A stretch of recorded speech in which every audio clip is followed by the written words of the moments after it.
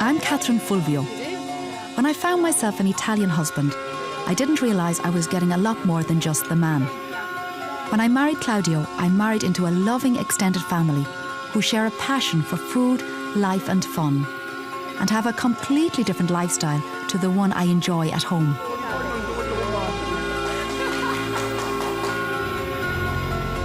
And here in Sicily, where Claudio was born, one thing that is a constant surprise and delight to me is the endless range and variety of ideas I can bring home to my Italian kitchen to share with you.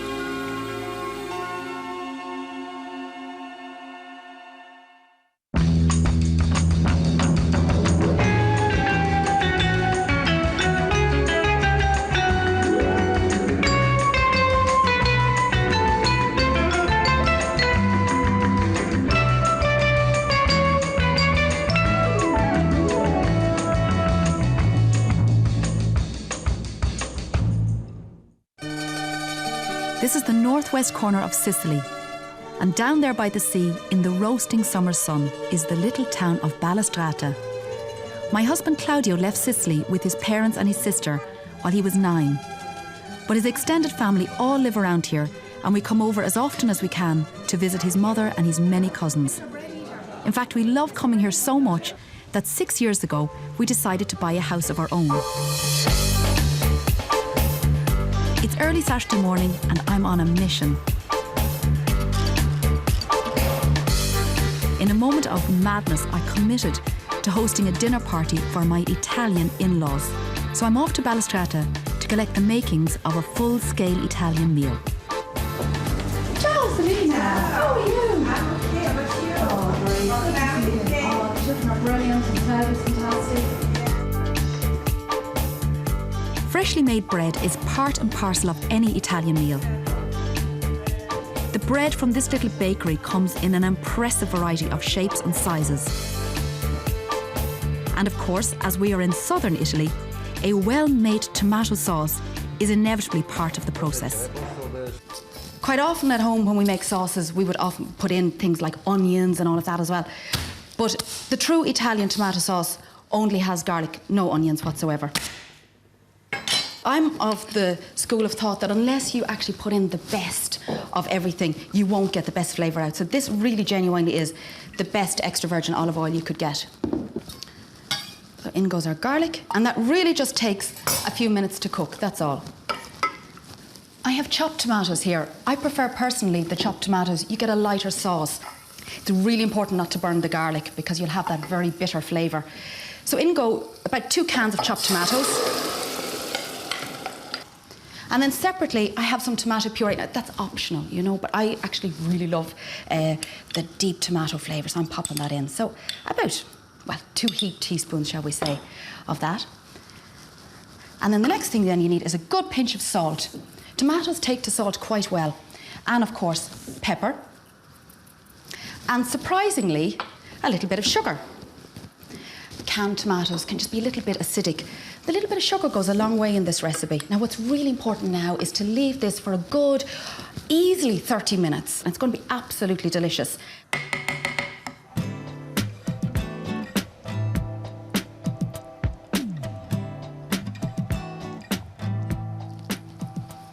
That's just about ready now. The colour is so rich, it's like a deep red, and it's condensed down, and the smell is just so beautiful. So I definitely need basil at this stage. You can chop your basil, but they say that a metal blade affects the flavour of the basil, so I'm just going to tear mine in. Next thing I think is really important is to taste. Oh, that's delicious. That is really delicious.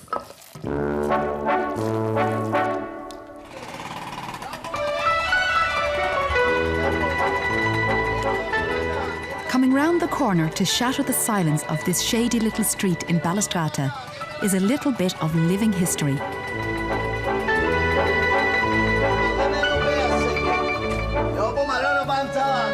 Giuseppe has been selling his seasonal fruit and vegetables for the whole of his life, and one of his most enthusiastic customers is Lorenzo, a real character and a good friend to the Fulvio family.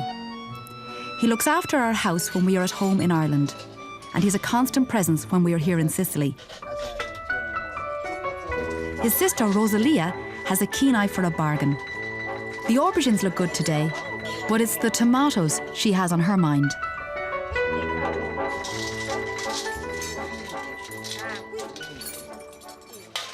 A quanto sono? A 2 euro tonno. A 2 euro. Va bene.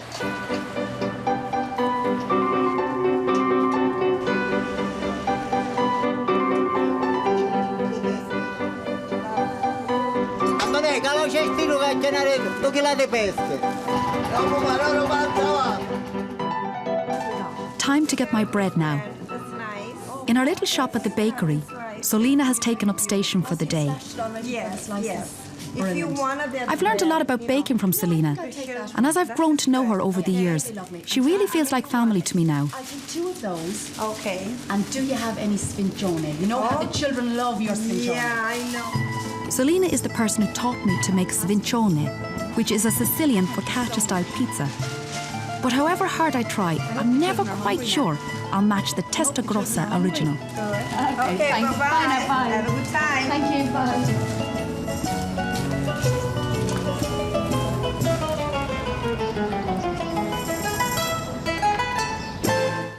To make an authentic sfincione, you'd normally use just semolina flour. But I actually like the blend of both, which Selena mightn't agree with.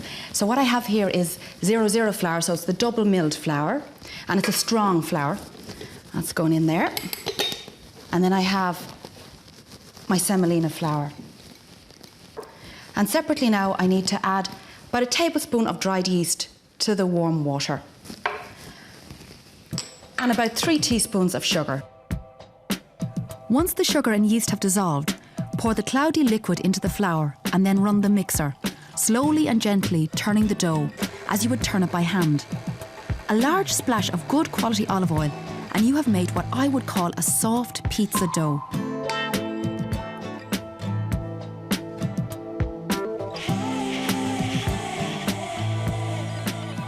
While that dough is rising, let's get on with the chopping and caramelising the onions. What's distinctive about a sfincione is its generosity of topping. So while the onions are cooling down, I have here some anchovies. Not to everybody's taste, I have to admit, but they work so well in this, and of course it's typical Southern Italian. And the next most important ingredient is the cheese. Typically, you would use a caciocavallo or a provola. It has to be a cheese that melts down. Now, if you can't get that, a mozzarella works wonderfully with this recipe. And then we have our dough that has been rising for about 2 hours now. So it's a lovely soft dough. And in fact, that's what a sfincione should be all about, because sfincione, loosely translated, means soft. And in Palermo, they have a phrase when they're talking about gentle people, and they say they're as soft as a sfincione. With the dough, it's really important to give it just a little knead. It only takes about 3 minutes. It's a nice fast job. And then I have my tray here. And you definitely need lots of flour on this tray, because it's really important that the dough spreads into each corner. So if you oiled that tray, it just bounces back on you. So we just stretch it out. The next ingredient are the caramelized onions. The sweetness of the onions is vital to this. Oh, it smells delicious already. So I just spread these out. Chopped anchovies really give a beautiful salty flavour to this. That's that. And then our lovely mozzarella goes on. It's looking good. Okay. So then we have this wonderful tomato and basil sauce that we made earlier. And this is where you are very, very generous with the topping. It's not like a pizza topping where you'd just lightly cover the base with the tomato sauce. Now, this here is pecorino cheese. In that goes. And I'm going to mix that with some breadcrumbs. And these are breadcrumbs that have been lightly toasted. And then this just gets spread on top. And finally, I have some oregano. And I'm just going to sprinkle it on the top. Now, you can use dried oregano as well. But if you can get fresh oregano, I particularly like the flavour of it. So you liberally coat it with all your ingredients. It weighs a ton, and it goes into the oven at about 180 degrees for about 25 minutes. And there you are, I think Selena would approve. It's my very own Sfincione.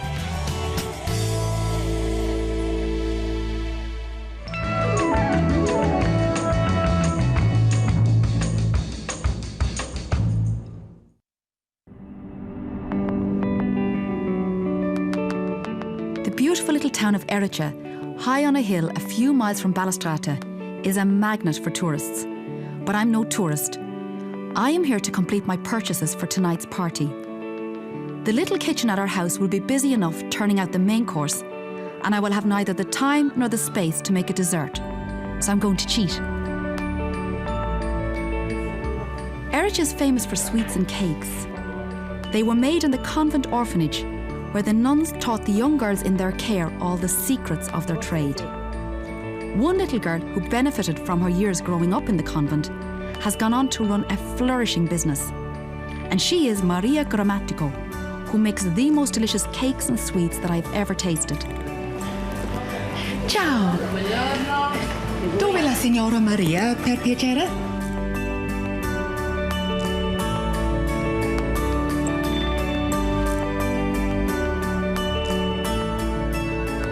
Come stai? Ah, bene, grazie. Benvenuta ad Erice. Ah, grazie, grazie. Cosa stai facendo? Io sto facendo le genovese, Ah, la genovese. Ah, mia preferita. che è una pasta frolla Sì? con la crema. Ah, Maria's making her Genovese, which is just my favourite, my all-time favourite. And it's her actual dough that is a very secret recipe only to Maria. And as many times I've called here, I've never got the recipe out of her. Mangia. Grazie. Che fama. Okay, that's tonight's dessert taken care of. One cake I love to make myself is Cassata, a Sicilian cheesecake, originally served at Easter and nowadays presented at parties and family gatherings. And for this, I need 5 eggs, which I have to separate out. You get a much lighter cake when you whisk them up separately. And I'm looking for this really frothy meringue type egg white mix for this cake. So now, I'm going to put this in here for a few minutes and whisk it up. Full speed ahead.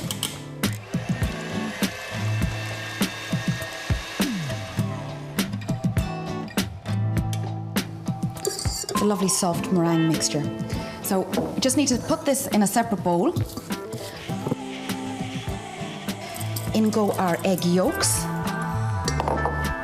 Lots of sugar, I'm afraid. And then the grated zest of the lemon.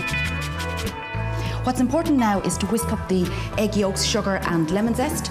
A few minutes should do it.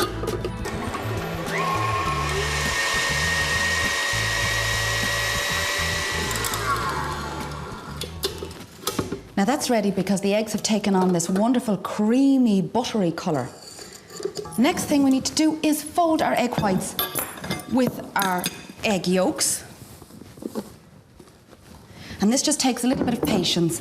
So it's really important to get your spatula right underneath and lift up the egg yolks and cut right through. If you overbeat, you're going to lose all that lovely volume that you have in the egg whites, and you will definitely have a much denser cake. And then we have some flour and baking powder.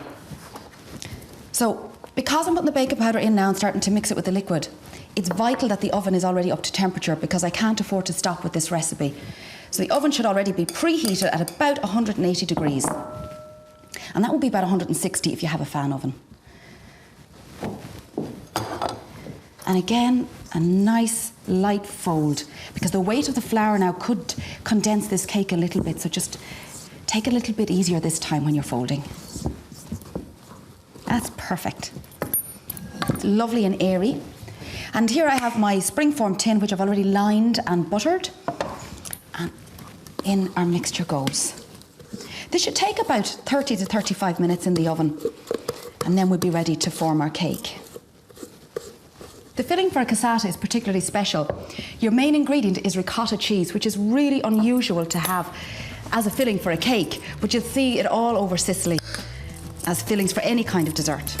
The ricotta on its own is a bit bland, and so I sieve a good quantity of icing sugar into it, and it's ready for all the fabulous flavours from the chocolate chips, toasted pine nuts and candied fruit. You can be a little adventurous though and add candied pineapple, papaya or mango. Finally, a sprinkling of cinnamon. And you simply blend all of this together. It's incredibly sweet. For me personally, a little in moderation. For my children, as much as they can get their hands on. Now, that's ready. What we need to do now is cut the cake in half. So off we go. There we are. The cake's a bit dry, so we need to moisten it. I mean, think of it like a trifle. So what I'm going to do is, instead of putting sherry, I'm putting marsala, which is a lovely fortified wine. I'm going to mix a little bit of orange in with it so that it's not too alcohol-y. So you simply pour this over the cake. All I'm going to do now is just put my filling on. And then we just have to match up our edges, which are here. Ricotta puts in another appearance here as I mix it with well-sieved icing sugar to make a lovely creamy topping for the cake. So just pour a little bit in the centre like so. Using ricotta rather than water with the icing sugar gives the finish an interesting texture, and I like to decorate it with some toasted almonds and little slices of orange and lemon, which I have lightly candied without peeling off the rind. The cake itself is a simple enough sponge, but filled and decorated like that, I think it's ornate enough for any Sicilian celebration.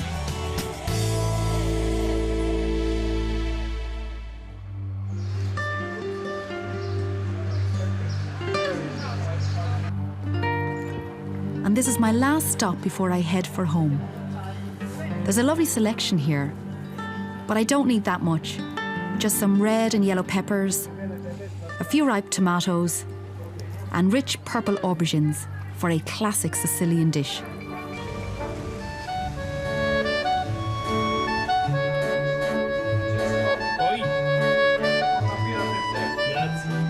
Back at the villa, the party has already started. My husband Claudio's cousin Francesco is peeling the lemons for his famous limoncello liqueur, and Claudio himself is on hand with a refreshing beer. Francesco's wife Ornella is the acknowledged queen of the kitchen when it comes to making pasta alla norma, a firm favourite of the Fulvio family. There you are, she says. You just add the oil and the basil and that's it. She makes it sound so easy, and while she prepares the aubergine, I've been given a very simple task of chopping the peppers for the salad. Should be no problem there. Molto piccolo, molto piccolo. I've just been given out to because I did the red peppers, and apparently I don't chop as small as they do. She wanted to know how do we eat our peppers in Ireland, because they're much smaller here. So I'm already in trouble. Ok, a questo punto è giallo. Adesso come si fa a mettere più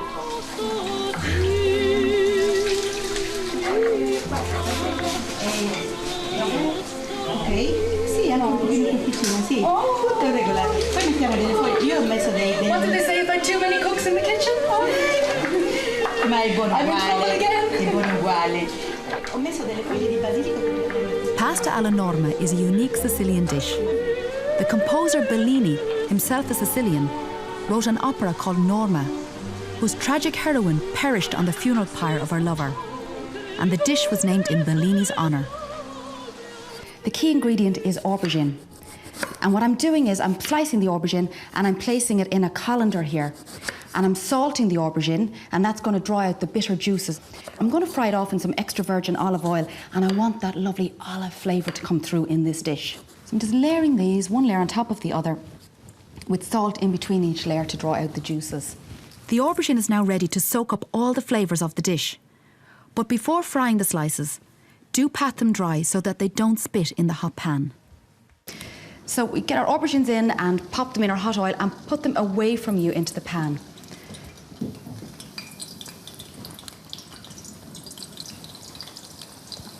Now there's a huge temptation just to fire all the aubergines in and get it over and done with really fast, but it doesn't work that way, because if you overcrowd your pan, they'll really just boil in the oil rather than fry, and when they fry they get a beautiful sweet flavour, so it's important to be patient with it.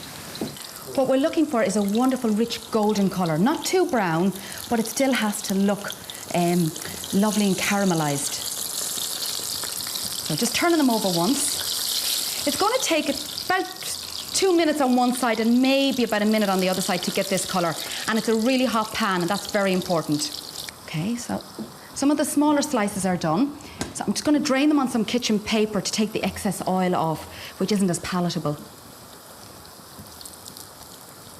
So when you're almost halfway through cooking the aubergines, it's important at this point to put on the tomato sauce, because the pasta is almost ready and would be good to eat it in a few minutes. So this is about 800 grams of tomato sauce. Now, our rigatoni goes in here to our tomato sauce. There we go. All in. Now just mix it all together. Oh, it smells delicious.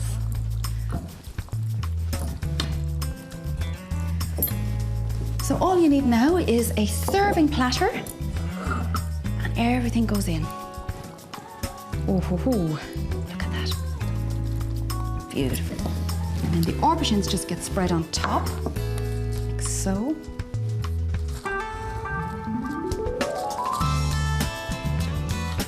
And a true pasta alla norma has to have ricotta salata over it. Now, if you can't get ricotta salata, what does work very well is feta cheese.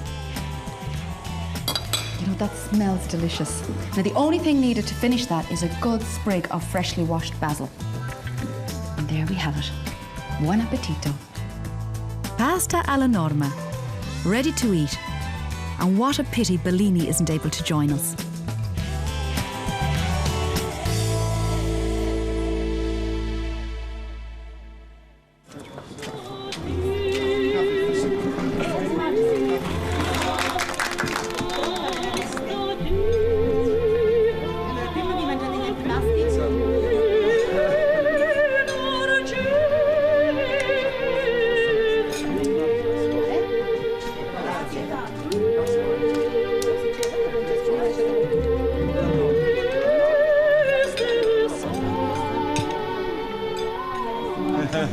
That is something you see so often out here in southern Italy, isn't it? Where, like, no matter where you are, your neighbour or your neighbouring town or your next door neighbour or your mother or your grandmother always makes better than somebody else.